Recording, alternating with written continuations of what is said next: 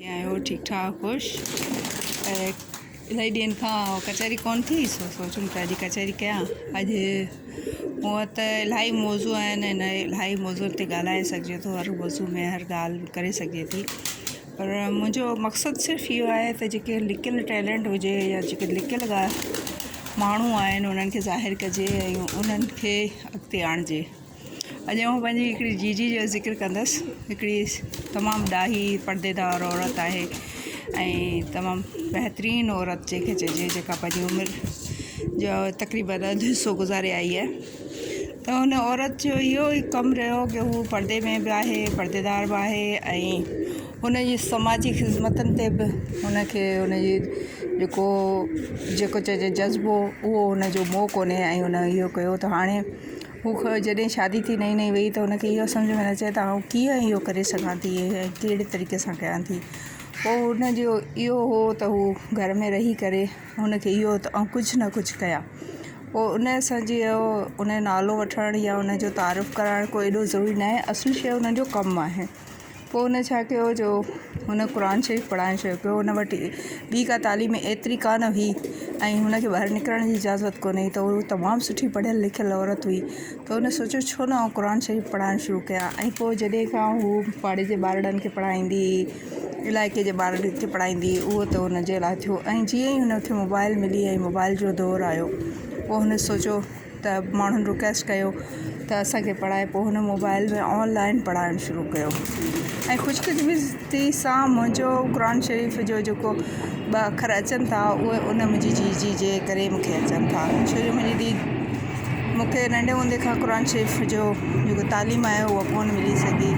ऐं शिफ्टिंग जे हिसाब सां या जेको टिपिकल तरीक़ो चवंदा आहिनि माण्हू त भई असांजे नसीब में न हुयो, सो इन करे असां न वठी सघियासीं। असुलु शइ छा आहे, जो असांजी पंहिंजी सुस्ती हुई ऐं इन करे क़ुर शरीफ़ जी तालीम कोन पढ़ाए सघी हुअसि। सिंधी जो ज़ोर ते थोरो घणो पढ़ी वेंदी हुअसि, पर ओतिरो कोन पढ़ी सघियसि जेतिरो मुंहिंजो भेणूं रवानी सां पढ़ंदी हुयूं। ऐं बक़ौल अम्मा जे वरी अम्मा चवंदी त जेके उस्ताद जो ॿुधियलु न आहे त तूं क़ुर खानी में बि नथी वञी सघी। पोइ इन अहसास कमतरी में इहो रहियो त भई आउं क़ुर शरीफ़ पढ़ियलु कोन आहियां। पोइ इतफ़ाक़ सां हुन मन जूं कंदे कंदे उहे सोर्स आहिनि, उहे माण्हू आहिनि जिन मूंखे जीजी सां मिलायो ऐं हुन कयो।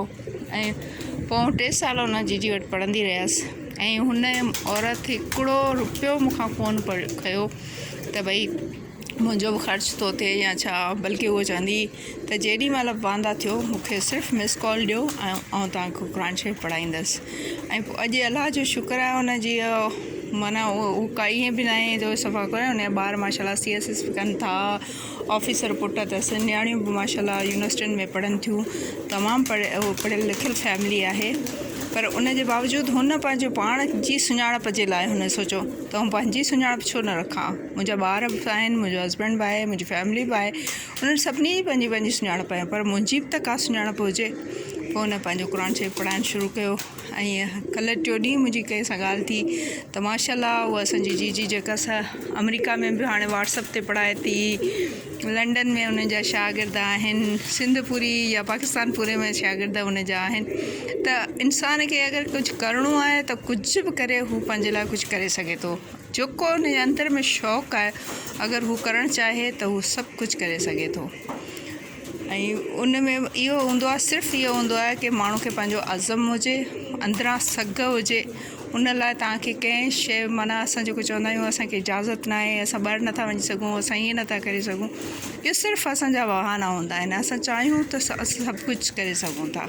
असांजा जेतिरा वसीला आहिनि उन में ओतिरा वसीला। मूं अॻे अदी नूरज़ादी जो तव्हां सां इंटरव्यू शेयर कयो ऐं उहा एॾी हिमत वारी माई, उहा हिकिड़ी सफ़ा ग़रीब माई। मूं हुनजो घर बि तव्हांखे ॾेखारियो, मूं हुनजो जेको सो कमु बि ॾेखारियो त हू अगट ठाहे थी या सॻियूं ठाहे थी, चोटियूं जंहिंखे चइजनि।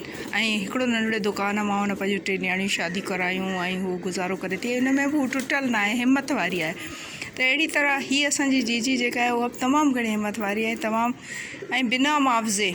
ऐं वॾी ॻाल्हि त तव्हांजी इहा त मूंखे हैरत थींदी आहे कि उनखे जेॾी महिल तव्हां फ़ोन कयो, सुबुह जो 5 बजे खां वठी राति जो 9 बजे ताईं, तव्हां केॾी महिल बि उनखे कॉल कयो, हू हर वक़्तु तव्हांखे उतां जो उतां सबक़ु पढ़ाइणु शुरू कंदी आहे। ऐं हर हिकु स्टूडेंट जो उनखे नालो यादि आहे ऐं हर स्टूडेंट जो सबक़ उनखे यादि आहे। अगरि ग़लती सां अॻियां ॿुधाए विया या थोरो पोयां निकिरी वियासीं त भई असांजो हितां आहे, पर हुन वटि उहा शइ एग्ज़ैक्ट यादि आहे। त अहिड़ियूं औरतूं इलाही आहिनि जेके समाज में का न का तरीक़े सां ख़िदमत कनि थियूं। अगरि मुंहिंजी कंहिं बि समाजिक तंज़ीम खे या कंहिं बि अहिड़े इदारे खे जेके औरतुनि खे मञता ॾियनि थियूं या औरतुनि जी के अहमियत ॾियनि थियूं या जेके मज़लूम माण्हुनि खे अहमियत ॾियनि था, अगरि कंहिंजो मुंहिंजो आवाज़ु कंहिं ताईं पहुचे त अहिड़ियुनि औरतुनि खे ज़रूरु मञता मिलणु खपे जेके ईअं बिना कंहिं वसीलनि जे ऐं एॾा इफेक्ट वठनि थियूं, एॾी माना पंहिंजो टाइम ॾियनि थियूं, पंहिंजो पैसो ॾियनि थियूं, पंहिंजो वक़्तु ॾियनि थियूं ऐं सिर्फ़ु इहा त समाजी ख़िदमत करणी आहे। उन में न हुननि जो को मफ़ाद आहे, न हुननि जो को हुननि जो ज़हनी सुकून आहे, ऐं न ज़हनी सुकून लाइ उहो सभु कुझु कनि थियूं। त अगरि असांजे मुल्क में का अहिड़ो इंसाफ़ वारो इदारो हुजे ऐं हिननि माण्हुनि जी अहमियत वधाइनि त अहिड़े हाणे मुंहिंजे हिन चैनल सां जंहिंसां कंहिंसां ॻाल्हि कबी आहे त अॼु ई तव्हांजी हिन ख़िदमतनि जे करे त माण्हू इहो सम्झंदा आहिनि त असां शायदि गवर्नमेंट जे इदारे जा आहियूं ऐं असां हिननि खे कुझु ॾियाराईंदासीं।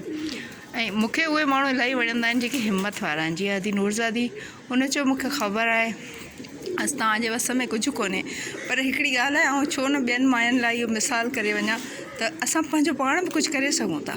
जीअं मूं अदी कनीज़ जो ज़िक्र कयो, अदी कनीज़ जेका बहादुर सालार औरत आहे, ऐं हुनजो कॾहिं बि मिलंदसि त तव्हांखे हुनजो इंटरव्यू बि शेयर कंदसि, छो जो हींअर हुनजो हस्बैंड ताज़ो हुनजी डेथ थी वई, इन करे हुनजो इंटरव्यू न पई करे सघां, छो जो हिकिड़ो पर्दे जो ऐं हिकिड़ो अदद जो हिसाबु हूंदो, इन करे। ॿियो ॿुधायो, ठीकु ठाक, ख़ुशि लॻा पिया आहियो, तव्हांजो टाइम वरितो। इन सां गॾु ई मुंहिंजो नंढिड़ो शौक़ु कबूतर पालण जो, इहो बि ॾिसो, ऐं तव्हां सां कचहरी करण ते बि दिलि चवंदी आहे।